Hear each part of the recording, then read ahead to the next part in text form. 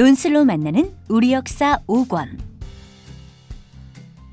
고구려 백제의 신라는 어떤 나라일까?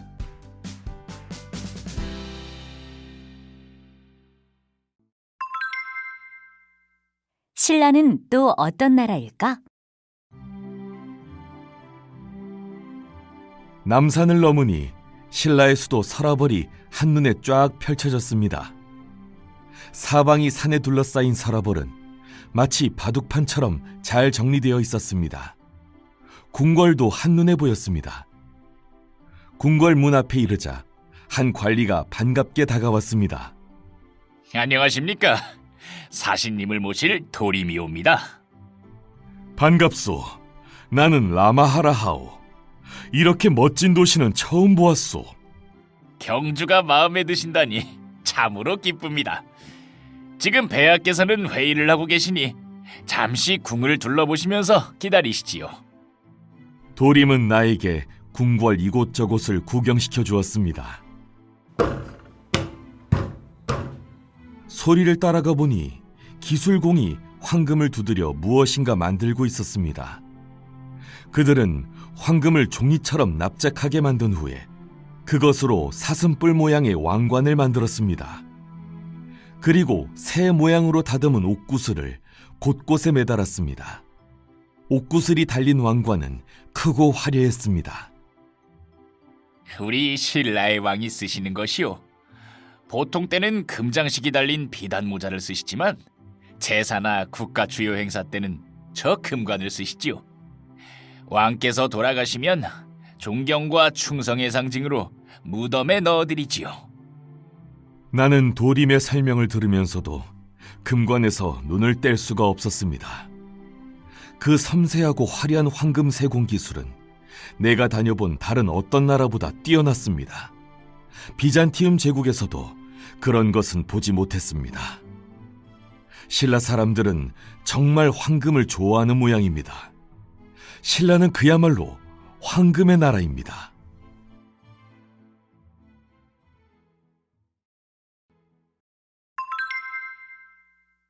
왜 나라에서 길쌈대회를 열었을까?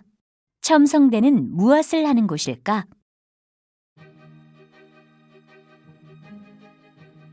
잠시 후 신라의 왕을 뵈었습니다.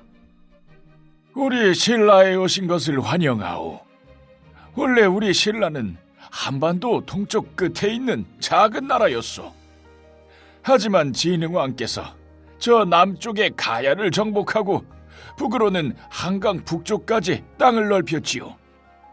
신라가 이렇게 강해졌으니 우리와 교역을 한다면 당신들한테도 도움이 될 것이오. 신라 왕의 자부심은 대단했습니다. 신라는 매년 7월 중순부터 한 달 동안 길쌈 대회를 열고 있어. 하지만 그대를 위해 오늘 특별히 길쌈 대회를 열기로 하였으니 즐거운 시간을 보내시오. 대회를 알리는 북소리가 울리자 수많은 배틀이 일제히 움직이기 시작했습니다.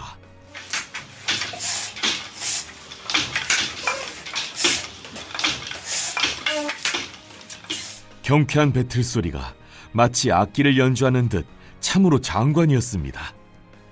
시간이 지날수록 짜여진 배가 차곡차곡 쌓여갔습니다.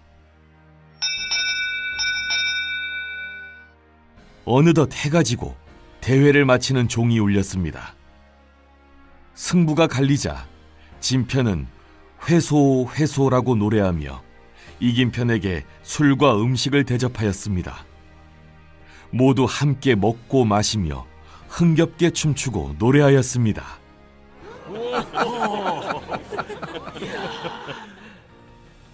우리 신라 안악들의 배짜는 솜씨가 어떻소? 이만하면 이슬람 제국과 교역할 만하지 않소? 가만히 생각해보니 길쌈 대회는 정말 멋진 행사입니다. 편을 나누어 대회를 하는 동안 협동심도 생기고 서로 흥겹게 놀면서 스트레스도 날릴 수 있으니 말입니다. 무엇보다 대회가 끝나면 엄청난 양의 배가 완성되므로 나라 살림에 큰 도움이 될 것입니다. 그날 나는 신라 왕에게 배를 3필이나 선물 받았습니다.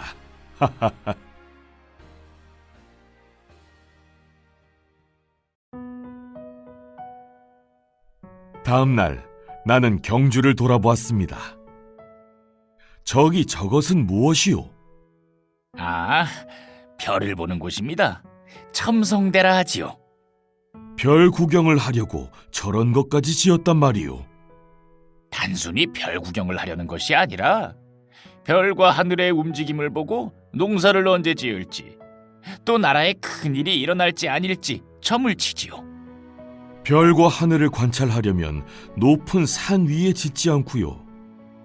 그것은 폐하께서 궁궐 옆에 가까이 두고 관심을 갖기 위해서입니다. 그런데 저 꼭대기까지 어떻게 올라갑니까? 바깥쪽에 사다리를 놓고 창을 통해 안으로 들어갑니다. 그런 다음 다시 사다리를 이용해 꼭대기까지 올라가지요. 첨성대는 647년 선덕여왕 때 세워진 것입니다. 가운데 창문을 기준으로 위 12단, 아래 12단은 1년 12달과 24절기를 뜻한다고 합니다. 첨성대를 만든 화강암 벽돌의 개수는 361개 반으로 1년을 상징하는데 365개가 아닌 이유는 음력으로 계산했기 때문이지요. 신라 사람들은 하늘은 둥글고 땅은 네모나다고 생각합니다. 그래서 위의 몸통은 둥글게, 아래는 네모지게 만들었답니다.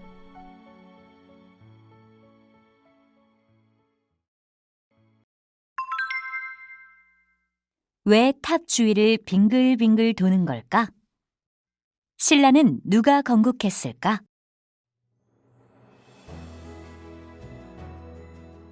첨성대를 둘러본 우리는 동쪽으로 이동했습니다. 탑이 우뚝 솟아있는 저곳은 어디입니까?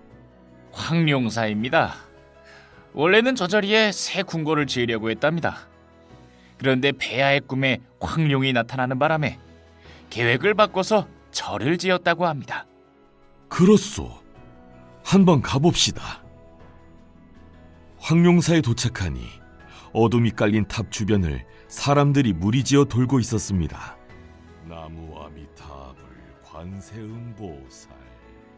스님이 연부를 외며 앞서 돌면 백성들이 그 뒤를 따랐습니다. 저들은 왜 무리를 지어 탑을 도는 거요?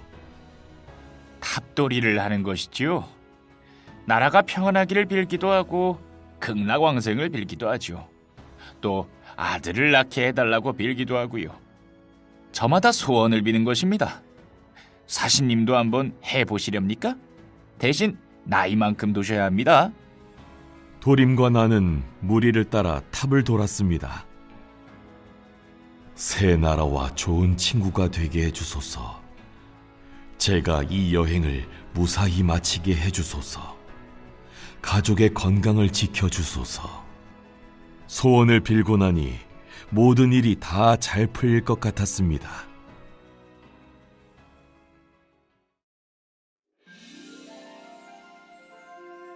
다음 날은 좀 더 멀리까지 구경을 나갔습니다. 와, 우물이다. 마침 목이 말랐는데. 나는 말이 끝나기도 전에 두레박을 우물 안으로 던졌습니다. 아니 돼요! 도림의 외침과 함께 또 다른 목소리가 들렸습니다. 웬 놈이냐? 어디선가 나타난 병사들이 내 목에 창을 들이대는 겁니다.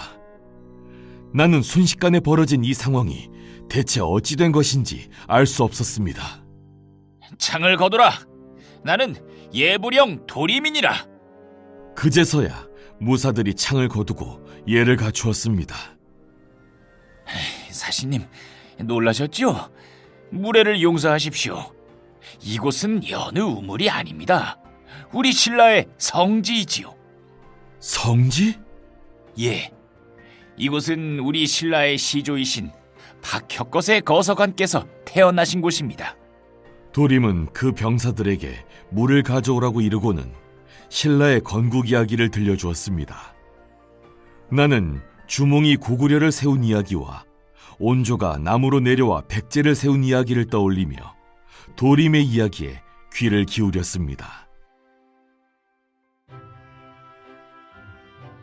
알에서 태어난 박혁거세. 한반도 남쪽은 기후가 따뜻하고 넓은 들과 큰 강이 있어서 사람이 살기에 적당했습니다. 이곳에 여러 개의 소국이 모여 연맹을 이룬 국가들이 세워졌지요. 사만 또한 78개의 작은 나라가 모여있는 연맹국가였어요. 그중 서쪽의 마한 지역에 54개의 나라가 있었고 동쪽의 진안 지역에 12개의 나라가 있었으며 나머지 12개의 나라는 남쪽 변한 지역에 있었습니다. 지금의 신라는 진안 지역에 있는 작은 나라들 중 사로국에서 시작한 나라이지요. 당시 사로국 사람들은 훌륭한 왕이 나타나기를 바라고 있었습니다. 그러던 어느 날 사로국에 있는 양산마을에 나정이라는 우물가에 이상한 기운이 서렸습니다. 사람들이 몰려갔더니 하얀 말이 엎드려 있고 그 앞에 자줏빛 알이 놓여 있었지요. 곧 그 알에서 사내 아이가 태어났고 6 촌장들은 이 아이를 잘 길러 왕으로 만들기로 했습니다.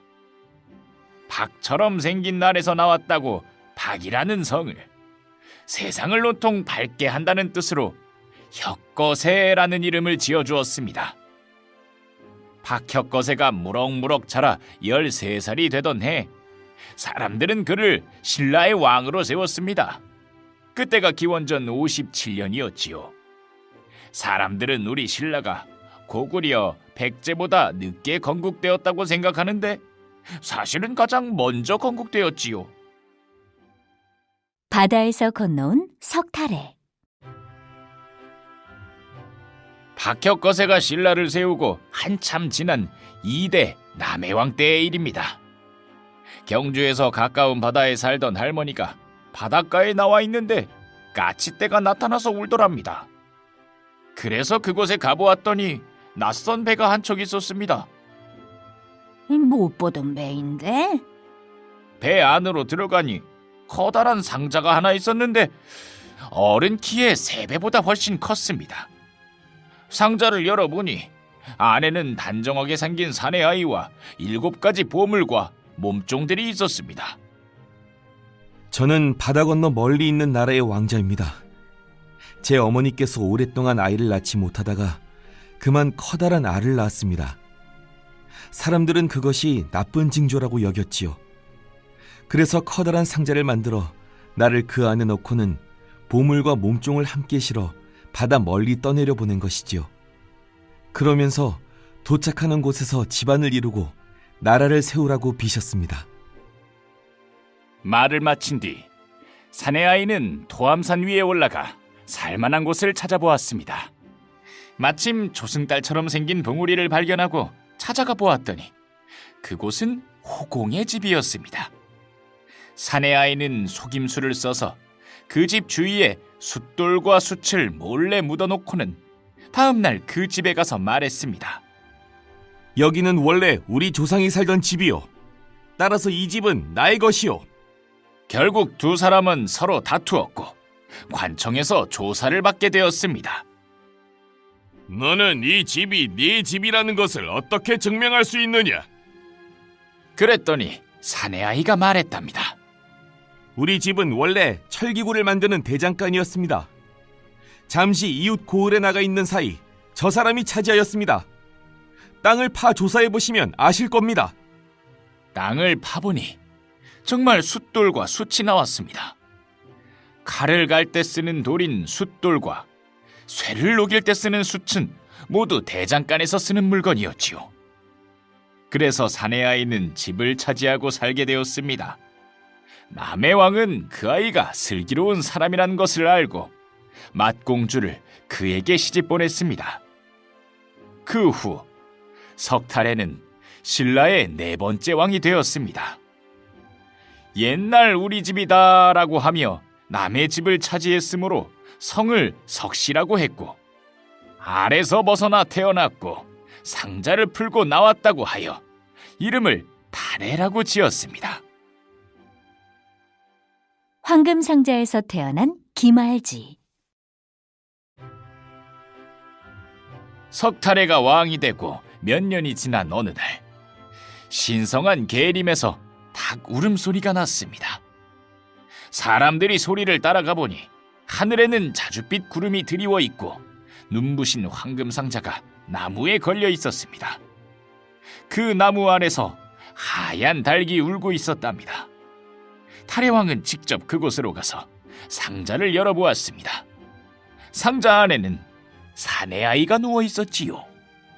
이 아기는 보통 아이가 아니야. 아이의 성은 황금 상자에서 나왔다 해서 금자와 같은 김씨고, 이름은 아이라는 뜻의 신라말 알지라고 했습니다. 김알지가 훌륭하게 자라자 탈의왕은 그에게 왕위를 물려주려 했습니다. 하지만 김알지는 왕위에 오르지 않았답니다. 대신 김씨 집안에서는 인재를 많이 길러냈지요. 그래서 김알지의 7대 손자 미추가 신라의 13번째 왕위에 오릅니다. 정리를 하면 이곳에서 태어나신 박혁거세가 처음 신라를 세우고 그 후 박씨, 석씨, 김씨가 번갈아가며 왕이 되었지요. 이 작은 우물에 이처럼 대단한 사연이 있다니 놀라웠습니다. 경주는 곳곳이 재미있는 이야기로 가득한 것 같소. 궁궐로 돌아오면서 나는 생각했습니다.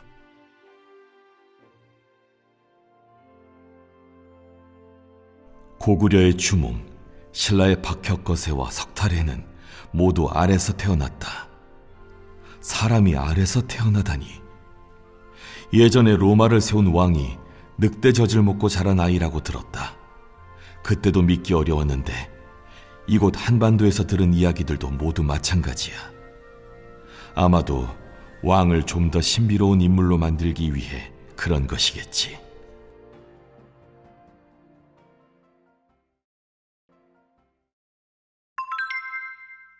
과연 어느 나라가 재통합의 주인공이 될까?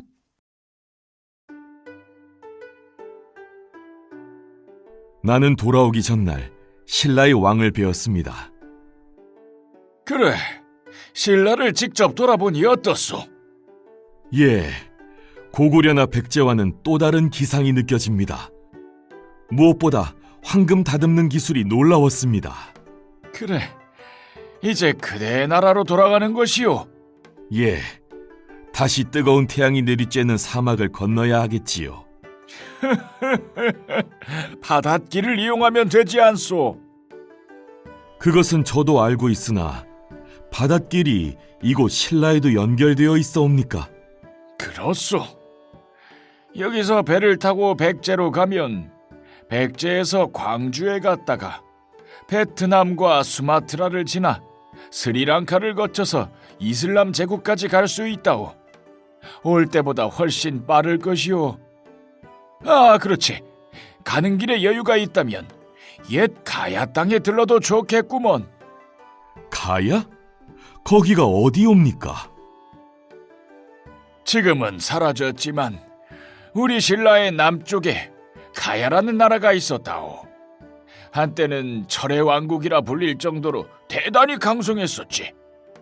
그곳에 들리면 옛 가야의 흔적을 느껴볼 수 있을 것이오. 자, 받으시오. 신라 왕은 내게 금 술잔을 선물로 주셨습니다.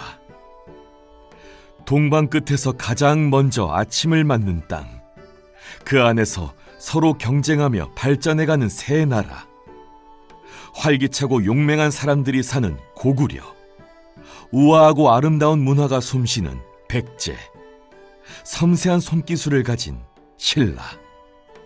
과연 어느 나라가 이 결의를 재통합하는 주인공이 될까요? 어서 돌아가 동방의 이 멋진 나라들을 알리고 싶습니다. 그 전에 먼저 옛 가야 땅에도 들러야겠지요?